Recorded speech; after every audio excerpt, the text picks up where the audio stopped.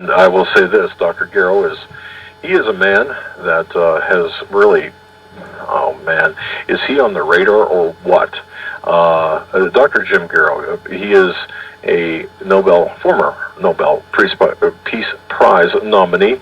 He was responsible for bringing the military litmus tests, now that's of course whether soldiers will fire on American citizens, to light early in 2013. He was a former intelligence operative with one of our intelligence agencies. Oh, and by the way, I do want to welcome the various intelligence agencies who are monitoring this broadcast this evening. Welcome to those. And we want to have a very special welcome to the staffers at the White House, putting in overtime tonight at the White House, especially just listening to Mr. Jim Garrow. With that, Dr. Garrow, welcome to the Hagmann and Hagmann Report. Thanks, guys. I really appreciate your asking me to come on. And by the way, I'm just... Before we move on, the people directly around Obama in his inner circle, like Valerie Jarrett, who, by the way, it's my understanding, will be getting a transcript of this broadcast. Valerie, Valerie either listening or she's got a couple of people assigned to, right. record. Yeah. Well, it's going to be interesting when she gets this. But who are the people most influential? Who has Obama's ear, or who is doing the heavy work for Barack Obama?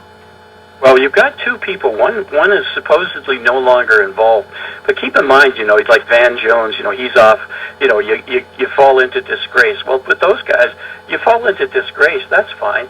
They give you a new job, they increase your salary so you're happier than you were before, and then they call on you, and you get special privilege, and you get access, and you get all the other goodies, the speaking engagements. They take care of their own.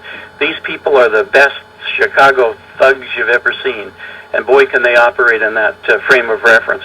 So the key people, though, David Axelrod has never departed the scene. He's back there manipulating things, having the advantage of being outside, looking in about what's going on, and making his advice known. And of course, the conduit for that advice directly to the president, if he's not phoning directly in, is to Valerie Jarrett, who vets everything. There's nothing that goes on in America right now without Valerie Jarrett's stamp of approval, her imprimatur on it. Without her say-so, nothing happens. In fact, there are many people, the Secret Service, she's called Mrs. President.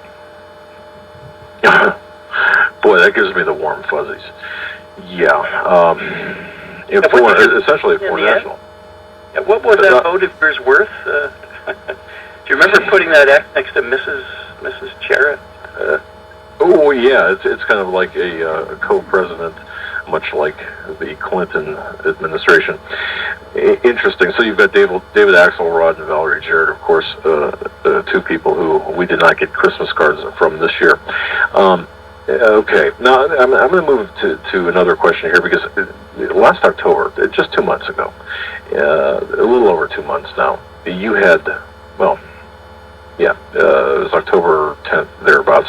You had appeared on a radio show. I believe it was Now the End Begins program with Geoffrey Grider. You kind of dropped a interesting bombshell on that program, where you had talked about the deaths of Andrew Breitbart, Michael Hastings, and Tom Clancy. I think that's when I really began to sit up and take notice about your level of knowledge with respect to what was really going on and what is going on in the realm of Obama's reach. You want to talk about that at all, because I can see the silencing of people in the media. I can see it taking place. I can see it growing. I can see most of us now are being labeled as political dissidents.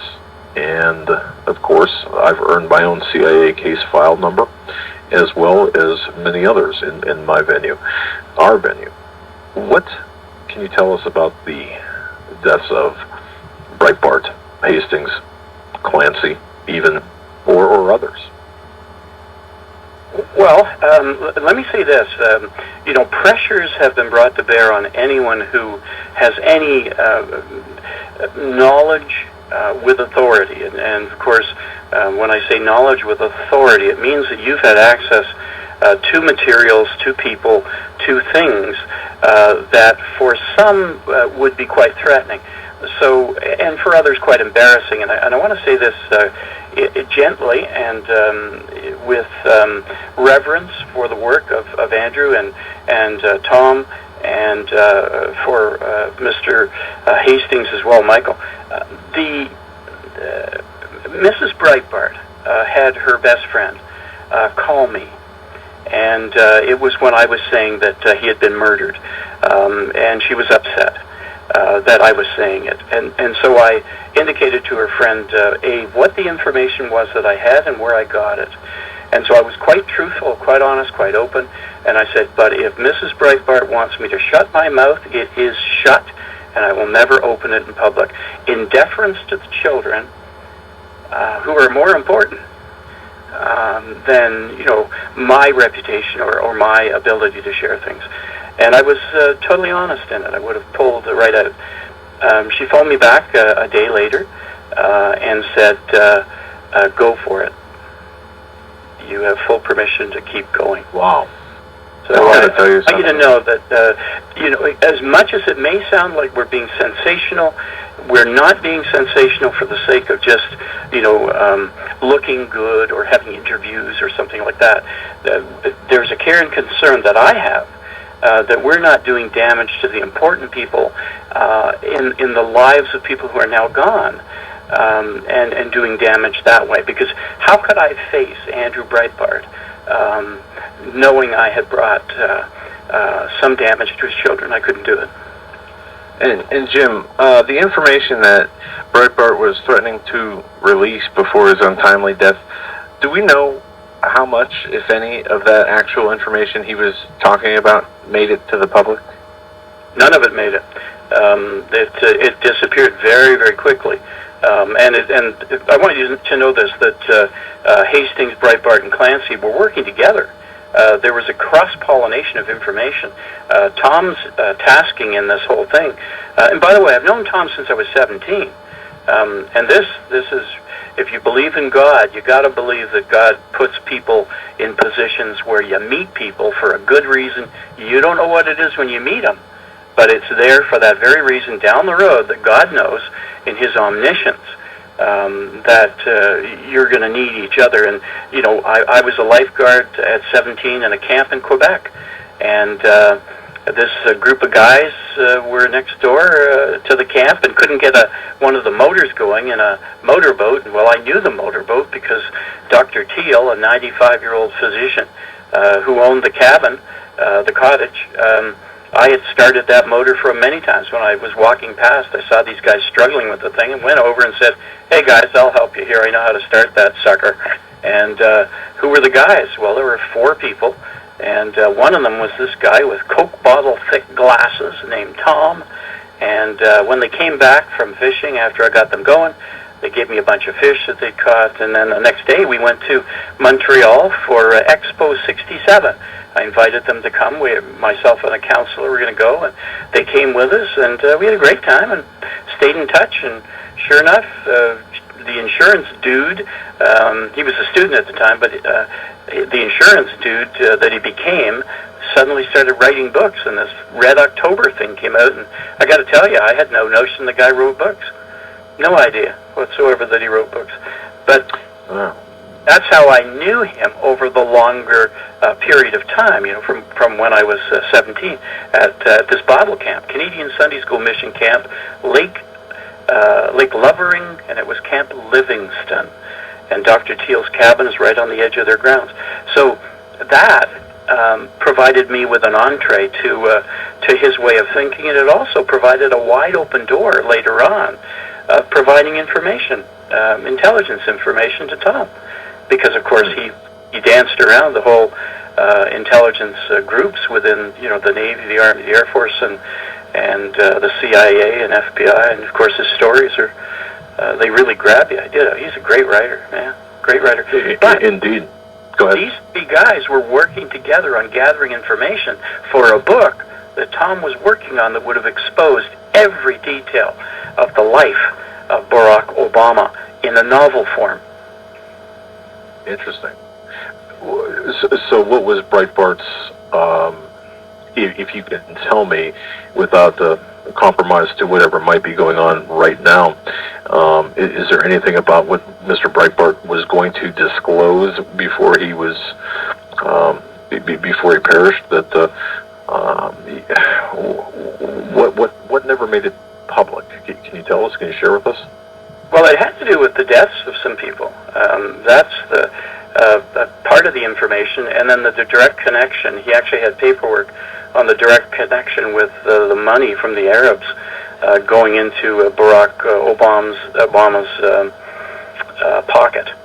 There were some that went into his pocket, some that went, of course, to Columbia University to get him into Harvard, and of course, nobody got to see his records, even in the early days.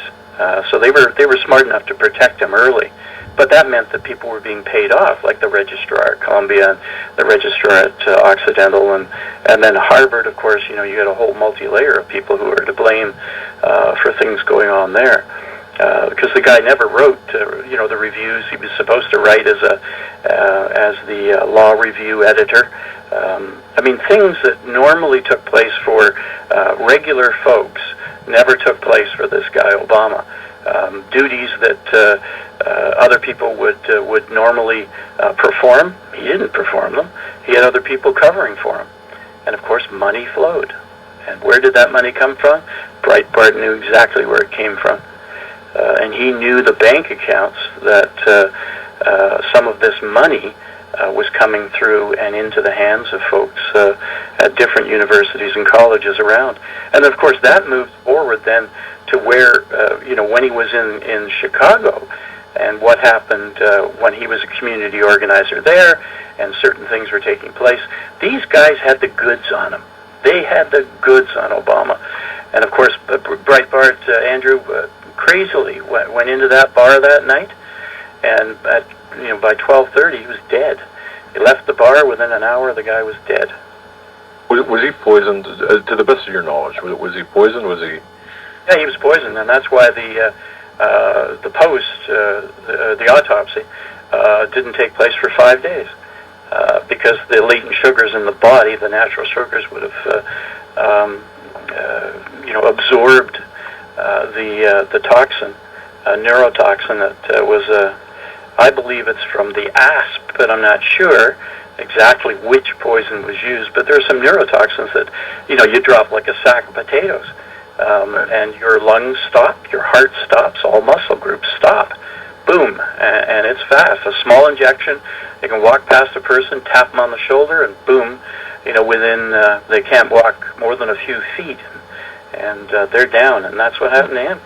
And the key here is not just the fact of how he went down like a sack of potatoes, but the fact that his face was bright red, and some people will come back and say, oh yeah, well that's typical of aphasia, you can't, or asphyxia, and you got, you're going to turn red, and well, no, this bright beet red that the witness who got right to him saw was like stunning, and that's one of the characteristics of one of the neurotoxins. Yeah, I have to say this as a former first responder before we were even called those. I attended to many heart attack victims and deaths from sudden cardiac arrest to heart failure. I've never seen a red face among the victims ever. So, yeah, it wasn't interesting. Called me a nutcase. Well, they're always calling me a nutcase, but someone out there said that I had no notion of how things work in the medical community. Well, unfortunately, my wife's in the medical community, so I do. Okay, well, yeah, it's interesting how the people attempt to marginalize people such as yourself and us and others.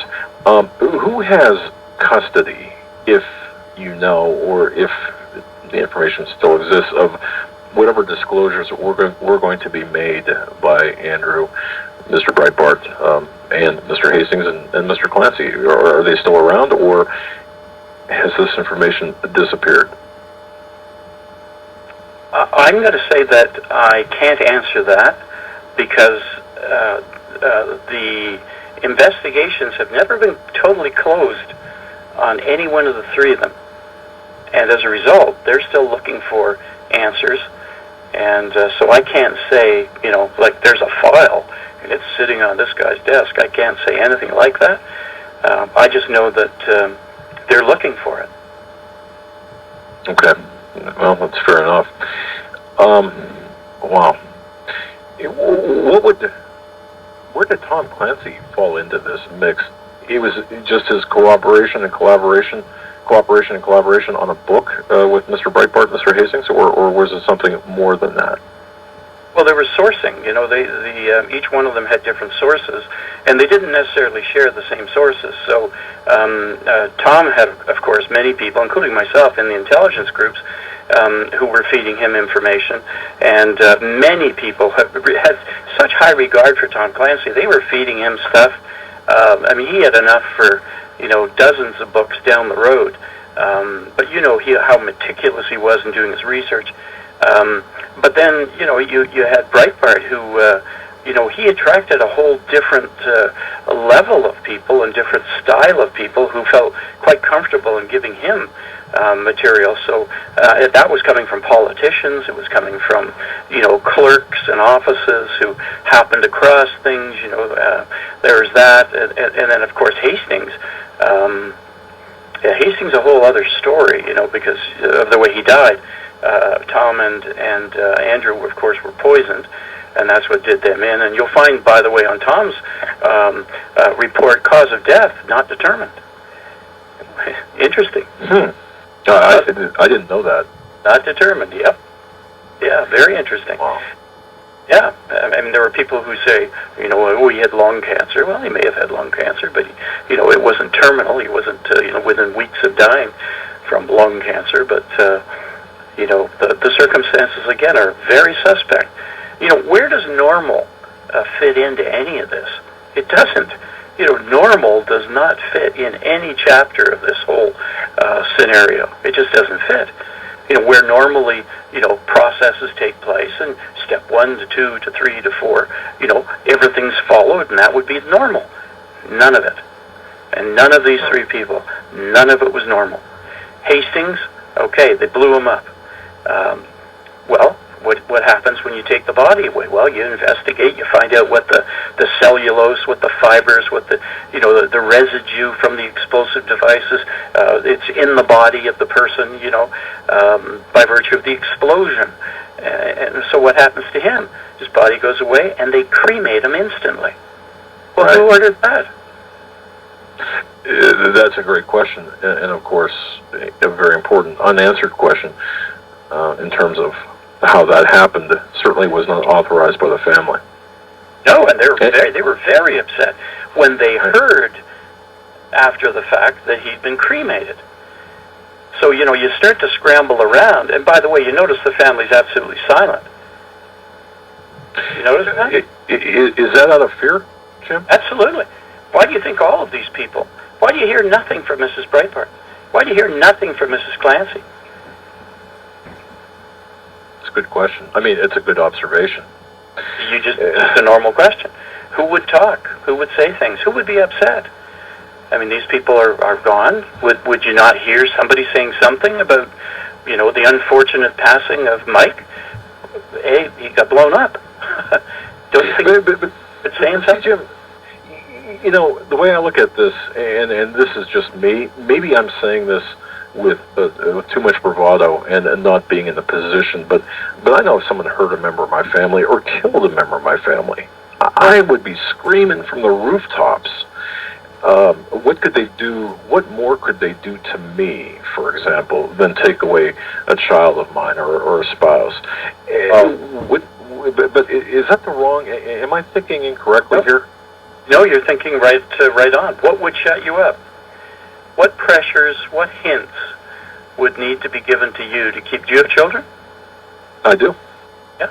And so if somebody suggested to you that, your child goes to, Maple Street public school, or your son plays basketball or hockey on this particular day, or whatever. They just hint at the fact that they've tracked your family. And they know that your wife has run up the credit card and she has a spending problem and whatever. Whatever information that they can lay their hands on, and it's nudge, nudge, wink, wink, hint. Wouldn't that be awful if something happened, or if this continued? Yeah. Or, your child wants to come home from school. You want them to be safe, don't you?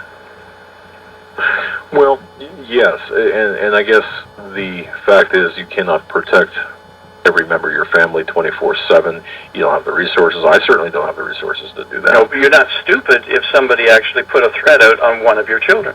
And then all they want to hear from you is that you won't talk to Jim Garrow on the radio anymore, will you? Because the guy's a nutcase, right? Let's all agree to that. In fact, just say that next time you're on. Just say the guy's a nutcase, and then, that's the end of that. Oh, man. All right. Wow. So in this first hour, folks, we've gone through Barack Hussein Obama, the man, essentially how he got into office, the fact that Barack Obama, his administration or regime is made up of really Marxist Muslims. They're taking their orders from senior advisor, Iranian-born Valerie Jarrett. It's well known to the intelligence agencies all over the world, but not to the American people. And you've seen documents that support everything that you said over the last hour and into this interview. So